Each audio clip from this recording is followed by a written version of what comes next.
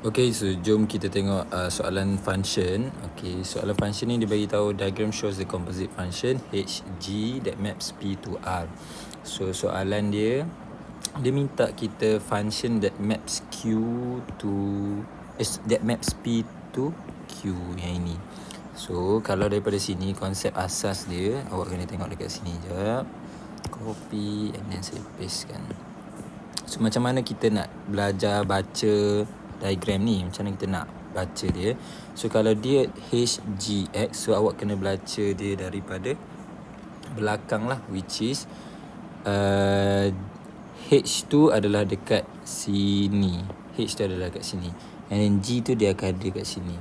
So dia baca dari belakang tau, dari belakang. So H pergi ke G, and then function ni maksudnya HG P akan menghasilkan R. So sebab HG kalau dia P akan menghasilkan R lah, sebab dia composite. Tapi soalan minta function that maps P to Q kan. So yang mapskan P to Q tu adalah dekat bahagian ni sahaja. Dekat bahagian ni sahaja, maksudnya kat sini function dia adalah function G sahajalah, sebab GP akan menghasilkan Q. So function is function G sahaja. So itu untuk soalan A lah, untuk soalan A. So untuk soalan B dekat sini dia minta kita cari H inverse R. So kalau H inverse R, awak tengok dekat bahagian sini. Saya highlightkan dekat bahagian sini.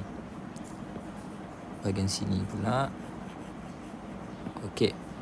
So dekat bahagian situ yang saya highlight dengan warna merah tu, so itu bermaksud kalau kita follow direction yang ini, itu bermaksud HQ sama dengan R lah. Okay, so bila kita patah balik, so kita akan menghasilkan H inverse R, which is akan menghasilkan Q. So itulah jawapan dia. So ini adalah basic asas cara baca diagram dalam function lah. So jangan salah kalau boleh dekat soalan ini. So rugi kalau awak salah Soalan konsep sahaja.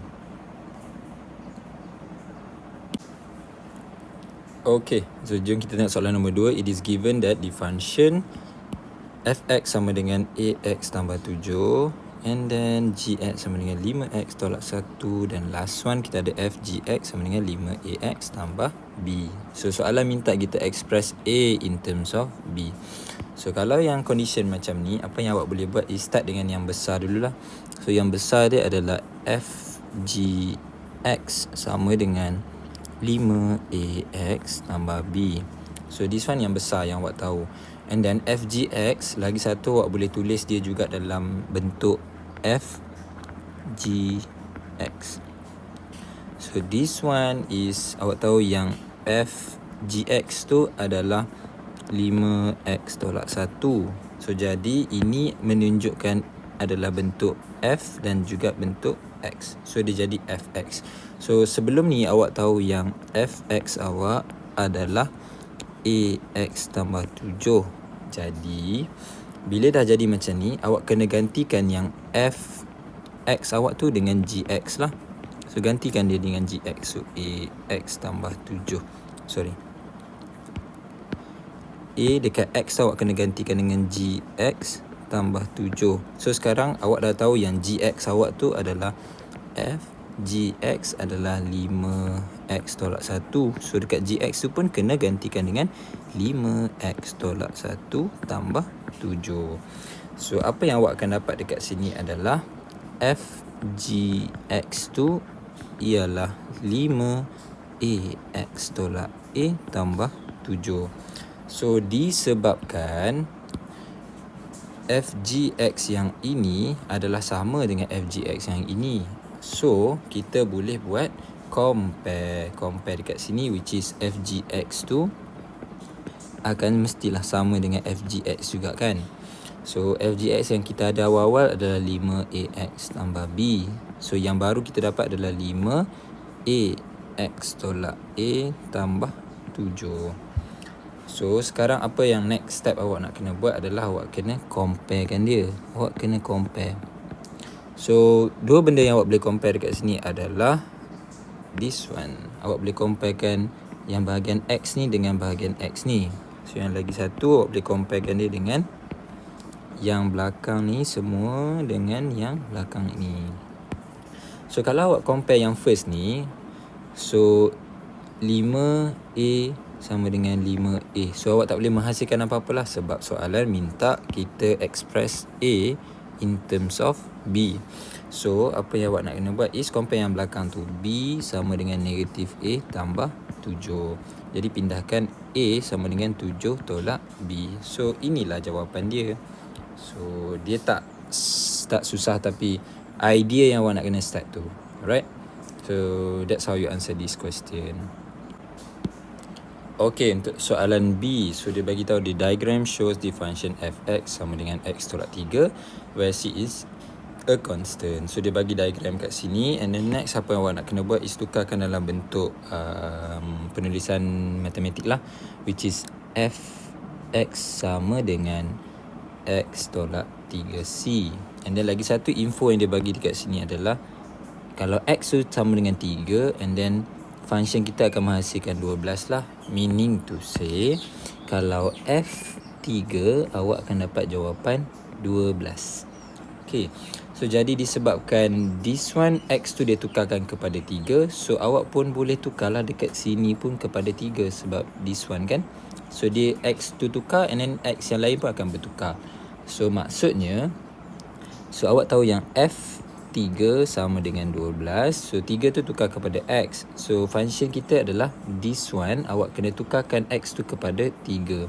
Jadi 3 tolak 3C sama dengan 12. So ini proses pindah-pindah biasalah, ataupun awak boleh factorizekan 3 sama dengan 1 tolak C sama dengan 12. So pindahkan bahagi, dia akan jadi 1 tolak C sama dengan 4 lah. 12 bahagi 3 awak dapat 4. And then pindahkan 1 tolak 4 sama dengan C, and then negatif 3 sama dengan C. So jadi C akan sama dengan negatif 3. Soalan simple, basic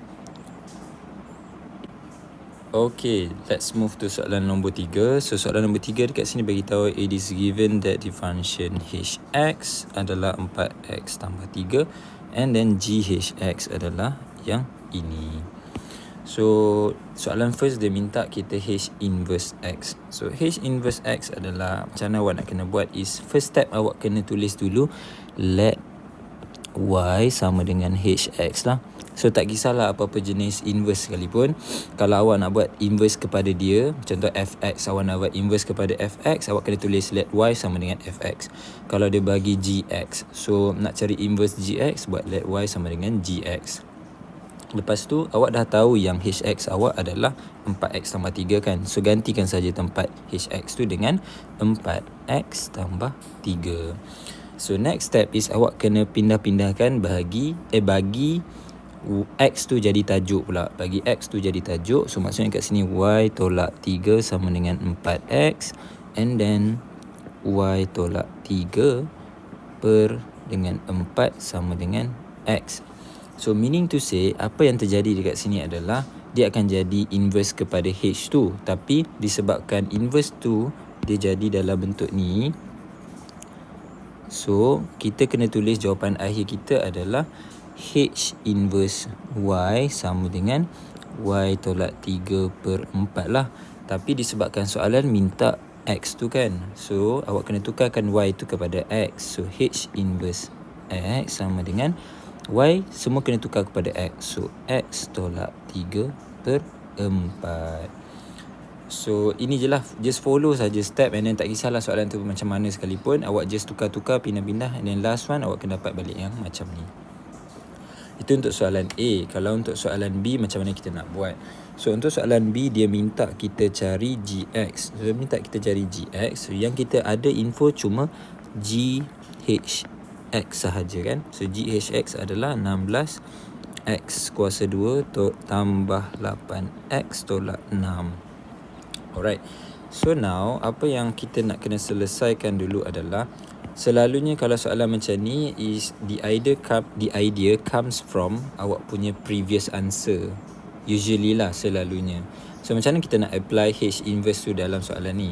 So kalau kita nak hilangkan H tu, hilangkan H yang ini, awak kena masukkan dekat tempat X ni ada dengan dengan H inverse X tu. Maksudnya dia akan jadi macam ni, H, GH. So X tu awak gantikan dengan H inverse X. Alright. So dekat sini apa yang berlaku adalah ini kan H kuasa negatif 1. So dekat sini H kuasa 1. Dia kan darab kan. 1 darab negatif 1 bermaksud 1 tambah negatif 1. So dia akan jadi kosong lah. So kosong meaning to say dia bukan jadi kosong. Kosong bermaksud dia kalau kuasa dia akan jadi 1 kan. Apa-apa nombor atau huruf kuasa kosong dia bernilai 1. So daripada sini dia akan jadi GX sahajalah. Lepas kita ni yang potong-potong, yang tinggal GX saja. So tak kisahlah apa-apa jenis equation sekalipun, kalau datang awak apply je benda ni. So meaning to say G H tukarkan X tu kepada H inverse X. So dekat semua X tu awak kena jadikan yang inilah, pindahkan H inverse tu dalam semua X. Maksudnya 16. So X tolak 3 per 4 kuasa 2, and then tambah 8 X tolak 3 per 4 tolak 6. Yes. So dekat sini kita simplify dululah mana yang patut. And then here awak akan dapat 16. So X tolak 3 kuasa 2 per 4 kuasa 2, 16. Tambahkan dengan ini jadi 1, ini jadi 2. So kembangkan terus, tambah 2X tolak 6 tolak 6.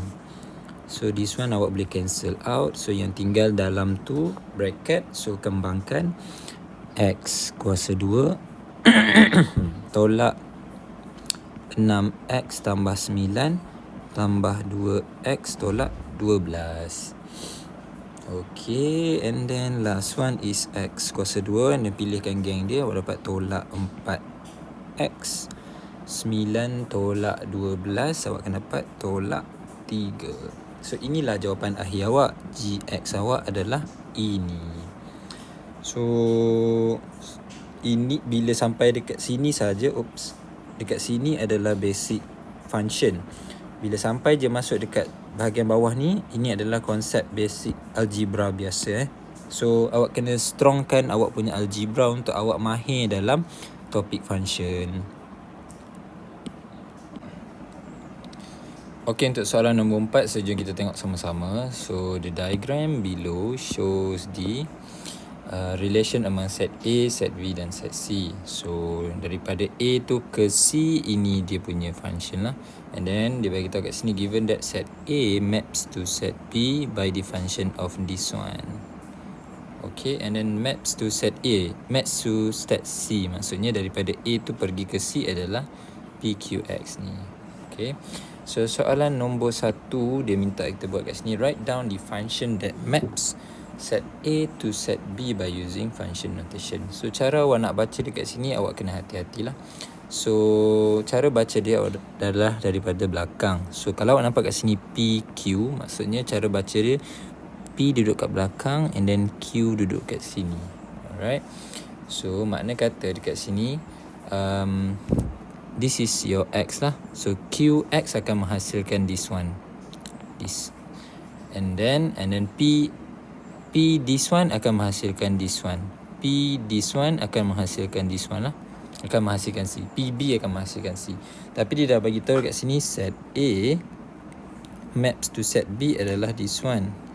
And then soalan minta suruh kita tulis function notation untuk set A maps to set B kan. So jadi kita tahu yang A maps to B adalah this one lah, A pergi ke B. So jawapan dia QX is equals to 2 over X plus 1. Itu sahaja dia punya jawapan.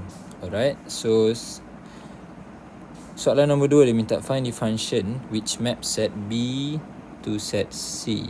Okay, so dia minta set B maps to set C, dia minta dekat sini, meaning to say dia minta kita cari PX. So macam mana kita nak cari PX kat sini? Yang kita tahu adalah PQX.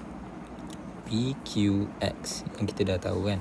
So kalau kita nak hilangkan Q, kalau kita nak hilangkan Q ni, untuk previous video kita kena buat adalah gantikan X ni dengan Q inverse. So dia akan jadi macam ni. P Q. So X tu ganti dengan Q inverse lah. So here awak akan dapat kat sini potong-potong tinggal PX sahaja. So now mission kita yang first adalah kita kena tahu dululah nilai Q inverse kita. So nak cari Q inverse awak kena find Q inverse dulu.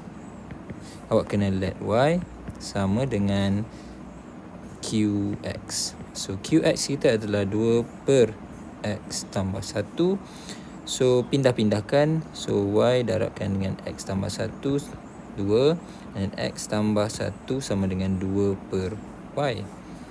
And then dekat sini X sama dengan 2 per Y tolak 1.